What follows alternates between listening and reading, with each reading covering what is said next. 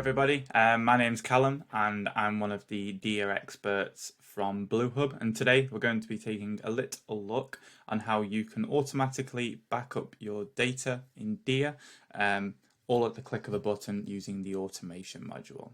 Okay, so jumping into Dia itself, as you can see on my screen here, commonly it's best practice, and we always tell our clients to back up your data because it's just a good way to keep that safe in storage if you ever need it or anything was to ever go wrong, which is very rare.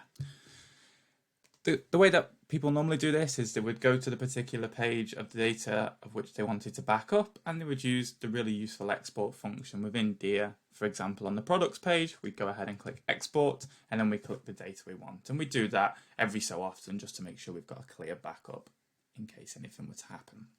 Well, now, using the automation module, there's a simple way that we can set up so Dia can automatically do that for you at period or frequency of your choosing, and that's what we're going to jump into now.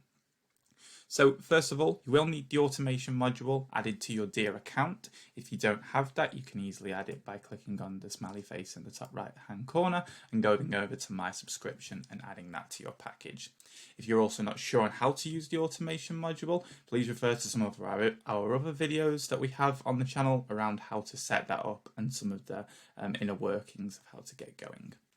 So first of all, we'll want to go ahead and select settings, and then we'll want to go to automation. Once we're in automation, we can then select report scheduling, and then we can select the plus button here. Now we're presented with the new scheduled report, and now this feature is normally used when you want to create a report and schedule that to be sent to yourself every so often, like a sales report, for example. And you will have also seen this in one of our other videos. But this we can also use for backups of data. So first of all, we'll want to turn this on. We'll want to give it a name, so backups, in nice capital letters. We'll then want to select from the report list backups rather than a report. Once we select backups, we'll then be presented with the available data of which we can back up automatically. You'll want to select from this list the data that you wish to back up. So you could choose all of this, or you might just want particular data that you're precious over. So for example, if we just go through and get rid of some of the ones that maybe we're not 100% precious over. So let's see here, get rid of those.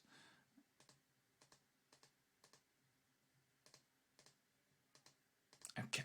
So those are the ones I would consider as pretty key to keep a backup of, and in case anything was to go wrong. Of course, you can do them all, but the key ones there are inventory, stock positions, payments, tax rules. You can probably turn that off if you're connected to something like Xero or QuickBooks Online, suppliers, bills and materials, customers, product categories, sales and purchases. All pretty key data that you've probably spent a lot of time on, you don't want to lose if the worst were to happen.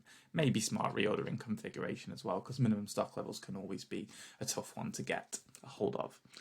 Once we've selected the data and we're happy, we can then select a backup period. So that's the period that you want the backup to be created for. So you've got 4 options, and that's 30, 60, 90, 365. Okay, so we're just going to go with 30 because you can do this every month and just make sure you have a backup. If you're not that precious and you don't want to do it that frequent, then maybe you might go for 90 or even 365 days. We can then say when we want to schedule this from, so the start date. So we'll go ahead and select today's date, Friday the 13th, and then we'll select a time to run this at. And I would say it's probably best to do it out of working hours, just in case. We'll pump that up by one more. And then we have frequency, so how often you want this report to run. We've gone 90 days, so it might be best to go with quarterly, because that's 90 days, you've got your quarter. And if you're doing 30 days, then you might want to select monthly. And then if you're going 365, and then you might want to select yearly, for example. You can also do custom if you would like.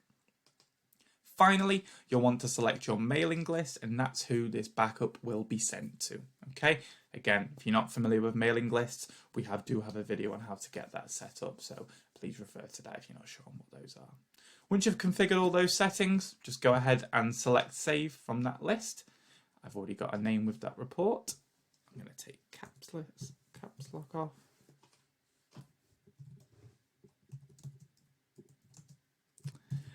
Once we've corrected the name, we can then go ahead and click save, and that's our custom automated backup report made. So now Dia is going to run a backup for us every 30 days based on the past 30 days of data and on the data of our choosing. Okay, so really nice, easy win for you to have as a business.